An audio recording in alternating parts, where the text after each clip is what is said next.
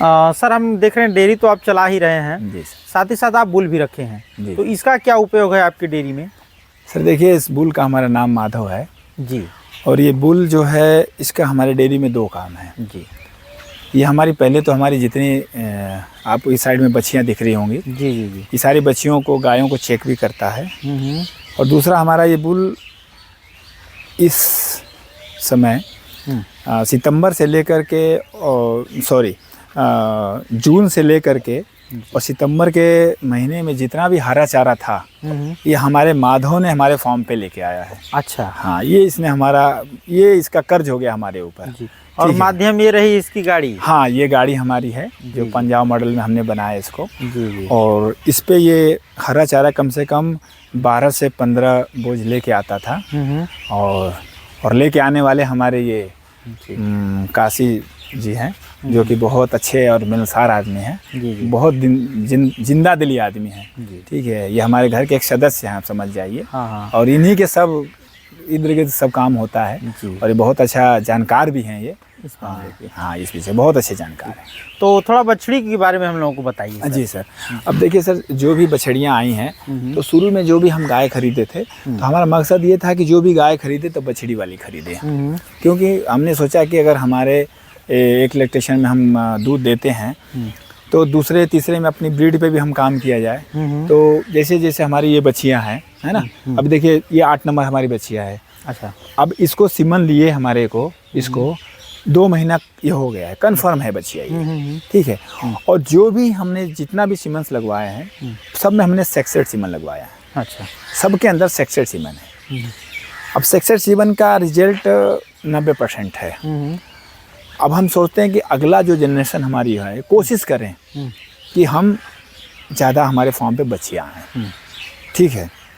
तो अभी देखिए हमारी ये वाली बुल, अभी हमने इसको एक बार ये गाय बच्चियाँ हमारी रिपीट कर गई है। अच्छा, ये वाली? हाँ, ये वाली रिपीट की है क्योंकि आपके माध्यम से बात बताना ज़रूरी है। लोगों को पता होना चाहिए कि कुछ चीज़ें, हर चीज़ अच्छा नहीं होता फार्म के ऊपर। बिल्कुल बिल्कुल। फार्म के ऊपर कुछ चीज़ें ऐसी भी होती हैं कि जो कि रिपीट का कारण बता देता हूँ। इसको हमने एक बार डिवार्मिंग करवाई थी। जी। डिवार्मिंग में क्या करवाया था कि हमने इसको डिवार्मिंग में इसका जब हम पूरे फार्म का हो रहा था तो डिवार्मिंग में रह गई, ये खाई ही नहीं उसको। इसने खाया ही नहीं, कुछ भी खाया ही नहीं। तो उसका नतीजा ये हुआ कि बीच में एक बार बीमार पड़ गई। अब बीमार की वजह से इसका ये कारण हुआ कि हमको 2 बार से हमने इसको छोड़ दिया था, EI नहीं करवा रहे थे। अभी हमने एक बार रिपीट करी तो अभी हमने EI कराया। मेरे को आशा नहीं, पूरा विश्वास है कि कंफर्म हो जाएगा। कंफर्म हो गई? जी सर। और साथ ही साथ हम देख रहे हैं सर कि आपने साहिवाल और गिर भी। जी सर। अब देखिए सर, हमारे फार्म पे जो है हम तो बड़े देसी नस्ल के बड़े सपोर्टर रहे हैं। हम चाहते हैं कि देसी नस्ल से ही हम 18, 20, 22 तक, और जो कि हम एक आपके यहाँ आपको दिखाया है कि मैं जर्सी से गाय से मैं 18-19 लीटर दूध में लिया हूँ इस बार में। तो अभी देखिए जो अभी ये हमारी बच्चियाँ है, इस बच्चियों को हमारे को अभी करीबन 4.5 महीना हो गया है जी। जो सबसे पहले कंसीव करने वाली ये बच्चियाँ हैं। अच्छा, यही है? अब सच बताता हूँ, इनका उम्र और एज भी बता देता हूँ। जो भी हमारी जितनी भी बच्चियाँ यहाँ पे हैं, टोटल इनकी उम्र जो अभी तक का है ये 13 से लेकर के 18 महीने की है जी। जो फर्स्ट हमारी बच्चियाँ जो कंसीव पहली बार की थी वो करीबन 14 महीने पे कर गई थी। 14 महीने। हाँ। इसका मतलब मैनेजमेंट बहुत अच्छा रहा आपका। हाँ सर। हम सुनते हैं कि 16-17 महीने के नीचे तो संभव ही नहीं होता। हाँ नहीं सर। तो यही चीज़ है सर कि जब हम कोई चीज़ को अच्छा मैनेजमेंट करेंगे, अच्छा करेंगे, तभी हमारे को उस लायक हम बच्चियाँ तैयार कर सकते हैं। देखिए, आप अगर किसी बच्चिया को 2 साल में कर रहे हैं तो करीबन आपका 5 महीने से 6 महीने जो ज़्यादा खाई हैं जी, ठीक है, वो आपका खुद का नुकसान है। ठीक है ना। तो आप उसको अच्छा फीडिंग करा के, अच्छा खाना खिला करके, खड़ा हो जाओ, खड़ा, अच्छा खाना खिला के खड़ा। यही हम देख रहे हैं, एकदम प्योर साहिवाल है। हाँ, देखिए ये बच्ची है सर, अभी ये प्योर साहिवाल है। ठीक है, ये फर्स्ट बार में हिट आ चुकी है। अच्छा, अब देख लीजिए सर, इसका वजन नहीं है जी। नहीं तो जब तक इसका वजन नहीं होगा 280 kg एंड प्लस नहीं होगा तब तक नहीं हम इसको कंसीव करवा सकते हैं। अब आपके माध्यम से बताता हूँ कि जिस भी पशुपालक भाइयों को वजन करने की समस्या आती है, कुछ सोचता है यार वजन करें तो कैसे करें, ये भी समस्या है, तो आपके चैनल के माध्यम से मैं एक आपको PDF डाल दूंगा। उसमें हम अपने जो घर में मीटर जो फीता है ना, जो कपड़ा नापते हैं जी। उसके माध्यम से भी हम इसका वजन करेक्ट निकाल सकते हैं। अच्छा। ठीक है, तो वो आपके माध्यम से चैनल पे आप डाल दीजिएगा, ताकि हमारे जितने भी पशुपालक, बहुत सारे क्वेश्चन आते हैं। अभी देखिए मार्केट में ना वो फीता कितने का आता है बता देता हूँ, करीबन 1000 रुपये का आता है। हाँ। और हमारे घर में एक फीता है और वो भी 1 मीटर है, लेकिन उसने एक मार्केटिंग करने के लिए उसने 1000 रुपये का 1 मीटर बना दिया है। कि हमने भाई कैटल वेट मशीन के नाम से एक उन्होंने मीटर बना दिया, एक ब्रांडिंग कर दी अपनी। तो आप ऐसा करिएगा कि उसको, हम कह रहे हैं कि नहीं, हमारा ये मान सकता है कि हम कम पैसे में अपने पशुपालक भाइयों को, जितने भी हमारे हैं, उनको अच्छी से अच्छी जितनी जानकारी होगी मेरे माध्यम से मैं आपको वो देता रहूँगा।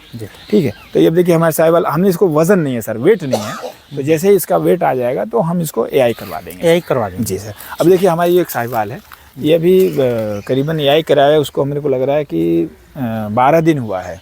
ठीक है, अभी इसमें हम बता रहे हैं, इसमें हमने गिर का सेक्सीमन डलवाया है। अच्छा, इसमें गिर का सेक्सीमन डलवाया पूरा। भी हम ये चाहते हैं कि जो भी हमारी बच्चियां जितनी भी हों, अभी देखिए सर, ये आप कोई देखेगा कहेगा कि HF है, नहीं सर, ये जर्सी HF क्रॉस है सर। अच्छा, जर्सी क्रॉस है।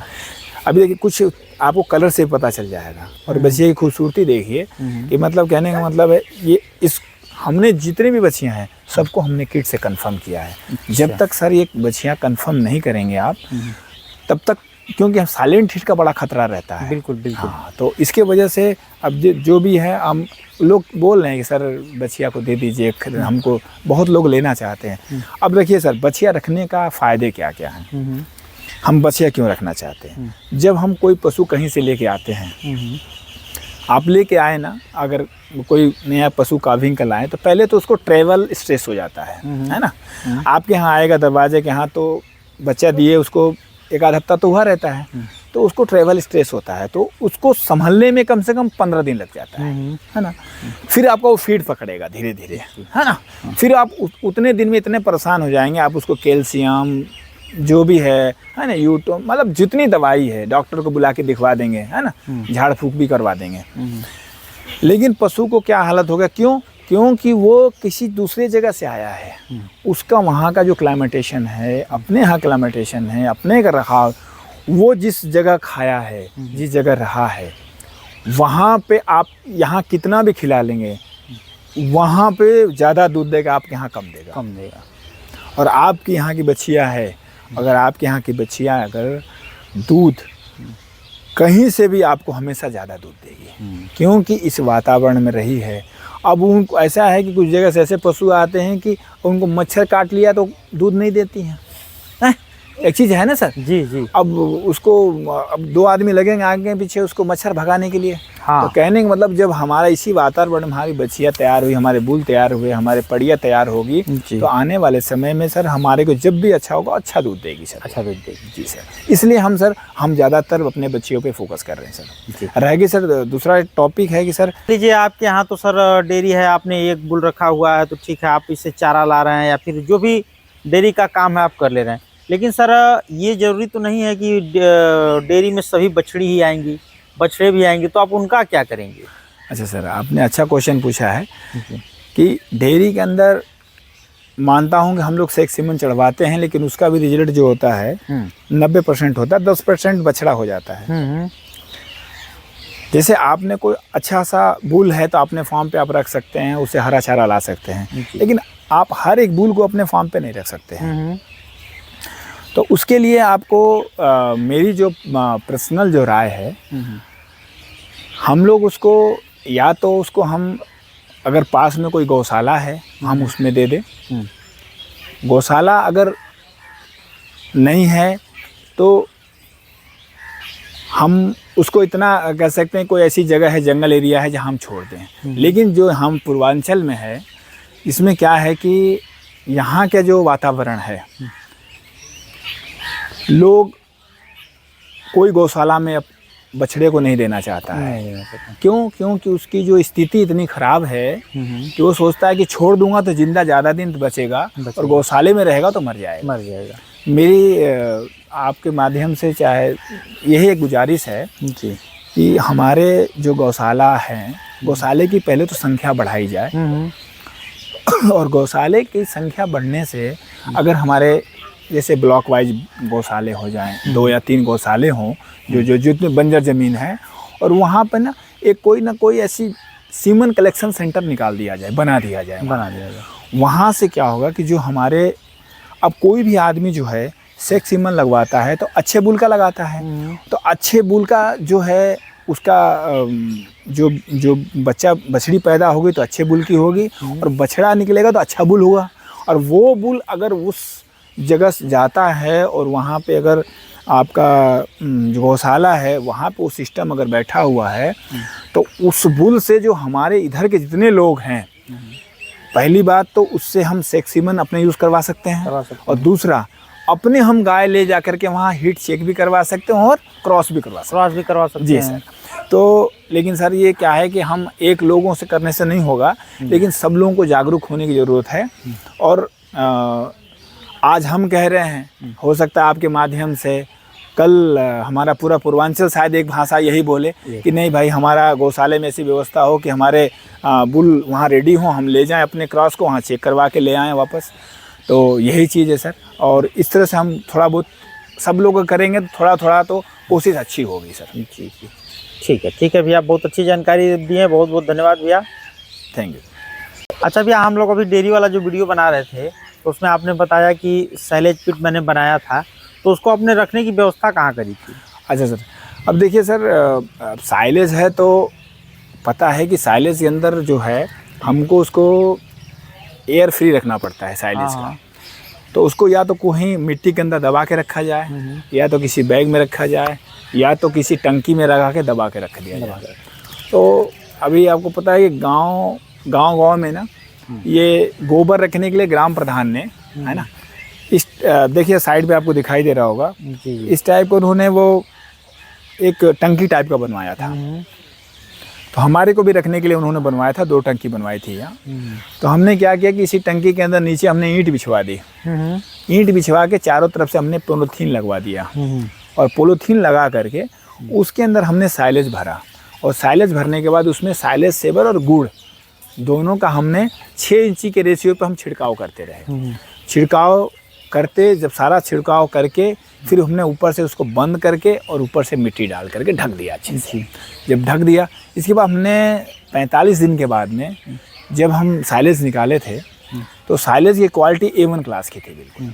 और वो क्वालिटी हमारे पशुओं के लिए जब वो खुलता था तो हमारे पशु, आप समझ जाइए कि कम से कम हमारे फार्म का फीड जो है, जो 50 केजी लगता है वो 30 केजी फीड आ गया था, और दूध जो था हमारा कम से 15 लीटर बढ़ गया था एक टाइम का। हाँ, तो साइलेज का एक फार्म, डेयरी फार्म के ऊपर बहुत ही उपयोगिता है। और मैं मार्च में फिर साइलेज बनवा रहा हूँ, मक्के का साइलेज बन रहा है अभी, है ना, अफ्रीकन टाइल मक्खा जो बताया था मैं आपको।